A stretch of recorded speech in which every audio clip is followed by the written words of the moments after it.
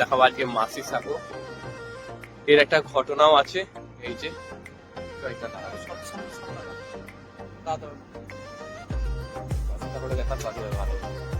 মাসি সাঁকোটা, তো গায়েস তোমরা যে মাসি সাঁকোটা ওটা যেটা দেখলে ওই ভাঙা জায়গাটা, আসলে ওটার নাম হলো মাসি সাঁকো।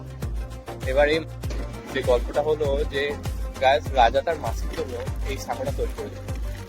এখান থেকে মানে রাজবাড়ি থেকে, ওই রাজবাড়ি থেকে গঙ্গায় তার মাসি প্রত্যেকদিন স্নান করতে আসতো। আর আগে এই রাস্তা ছিল না, তখন এই নদী পারাপার হতো। তাই রাজা তার মাসি যাতে কষ্ট না হয় সেই জন্য এই স্যাকোটা বানিয়ে দিয়েছিল। এবং স্যাকোটা বানানোর পর বলেছিল যে মাসি আমি তোমার সমস্ত ঋণ শোধ করলাম। আর আসলে রাজাকে সারা জীবন দেখাশোনা করেছিলেন কিন্তু মাসি।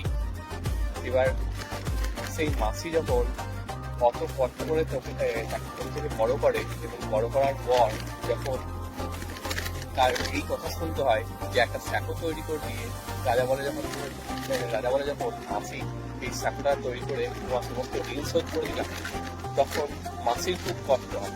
আর চমৎকার ভাবে ওই দিনই ওই স্যাকোটা ভেঙেও যায়। দেখলে না ভাঙা আছে, ওই স্যাকোটা ভেঙেও যায়। আর আজ পর্যন্ত ওই স্যাকোটা ভেঙে যাবে। আর তারপর থেকে এই স্যাকোটার নাম হয়ে যায় মাসি।